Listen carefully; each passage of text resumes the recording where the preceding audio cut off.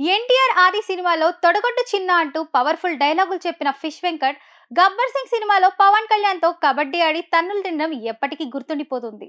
తన నటనతో తెలుగు ప్రేక్షకులకు కడుపుబ్బ నవ్వించిన ఫిష్ వెంకట్ గత కొన్ని రోజులుగా సినిమాల్లో కనిపించడం లేదు. అతను చివరిసారిగా గతేడాది రిలీజ్ అయిన నరకాసుర సినిమాలో కనిపించాడు. టాలీవుడ్ లో కామెడీ విలన్ గా మంచి గుర్తింపు తెచ్చుకున్న వారిలో ఫిష్ వెంకట్ ఒకరు. హైదరాబాద్ లో పుట్టి పెరిగిన అతను తన యాస నటనతో తనకంటూ ఓ ప్రత్యేక గుర్తింపు తెచ్చుకున్నాడు.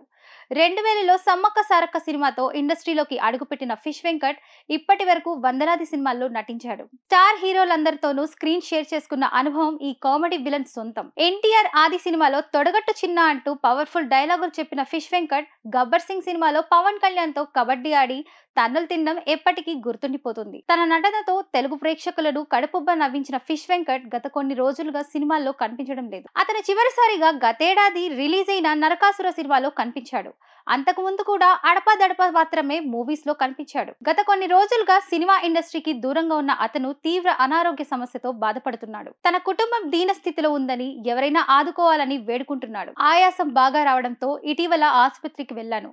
అయితే అక్కడ వారం రోజులు చికిత్స అందించిన తర్వాత డయాలసిస్ చేయాలని వైద్యులు చెప్పారు.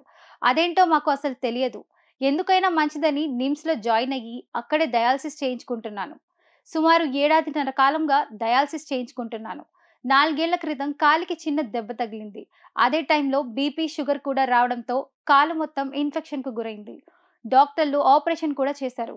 అప్పటి నుంచి నా పరిస్థితి ఇలా అయిపోయింది. 2 కిడ్నీలు కూడా ఫెయిల్ అయ్యాయి. ఇప్పుడు నేను ఇంటి దగ్గరే ఉంటున్నాను. అనారోగ్య పరిస్థితుల కారణంగా ఎన్ని సినిమా ఛాన్సులు వచ్చినా వెళ్ళలేకపోతున్నాను.